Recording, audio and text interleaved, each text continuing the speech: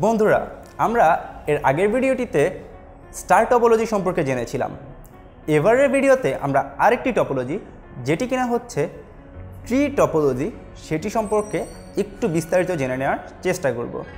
প্রথমেই তোমরা এটি একটু যদি ডান দিকে তাকাও তাহলে ট্রি টপোলজির একটি ছবি দেখতে পারবে। একটি গাছের যেমন কাণ্ড থেকে অসংখ্য ডালপালা ছড়ায়, ঠিক তেমনি ট্রি টপোলজিতেও একটি মূল ব্যাকবোন কেবল থেকে শাখা প্রশাখার মতো নেটওয়ার্ক বের হয়।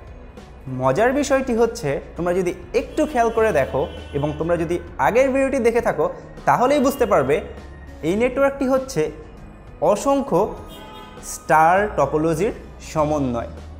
হ্যাঁ, তাহলে ট্রি টপোলজিটি কি? ট্রি টপোলজিটি হচ্ছে অসংখ্য স্টারের সমন্বয়। অন্যান্য টপোলজির মতো এই ট্রি টপোলজিটির কিছু সুবিধা এবং অসুবিধা রয়েছে। তো সেগুলো কি? তোমরা এই ছবিটি দেখে একটু ধারণা করার চেষ্টা করো তো সেই সুবিধা এবং অসুবিধাগুলো কি কি হতে পারে। ভেবে দেখেছো কি? তাহলে চলো এবার জেনে নিই।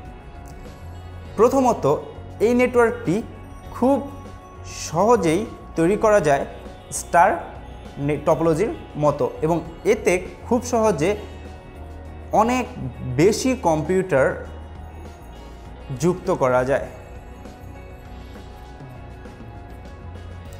দ্বিতীয়ত, স্টার টপোলজির মতোই এই টপোলজিটি তৈরি করতে খুব কম তারের প্রয়োজন হয়, এবং খুব কম তারের সাহায্যে তোমরা দেখতেই পাচ্ছ আমরা অসংখ্য কম্পিউটারকে এই নেটওয়ার্কের মধ্যে যুক্ত করতে পেরেছি। তৃতীয়ত একটু আসি এবার অসুবিধার বিষয়ে। এই নেটওয়ার্কটিরও একটি অসুবিধা যেটি স্টার নেট টপোলজিতে ছিল, সেটি হচ্ছে এটির ক্ষেত্রেও যদি কেন্দ্রীয় কম্পিউটার বা মূল কম্পিউটারে কোনো সমস্যা দেখা দেয় তাহলে পুরো নেটওয়ার্কটি নষ্ট হয়ে যায়। অর্থাৎ কেন্দ্রীয় কম্পিউটারে যদি একবার কোনো সমস্যা হয়, তুমি আর নেটওয়ার্কটি ব্যবহার করতে পারবে না। তাহলে আজকের ভিডিওতে আমরা জানলাম ট্রি টপোলজি বলতে কী বোঝায়, ট্রি টপোলজির সুবিধাগুলো কী কী, ট্রি টপোলজির অসুবিধা, এবং ট্রি টপোলজির মূলত কী। আচ্ছা, শুধু কি ট্রি টপোলজির এই সুবিধা অসুবিধাগুলো রয়েছে? তা কিন্তু নয়, এটির আরও কিছু সুবিধা এবং অসুবিধা রয়েছে। তোমরা একটু ভেবে আমাদেরকে কমেন্ট সেকশনে জানাও যে এটির আর কি কি সুবিধা বা অসুবিধা থাকতে পারে।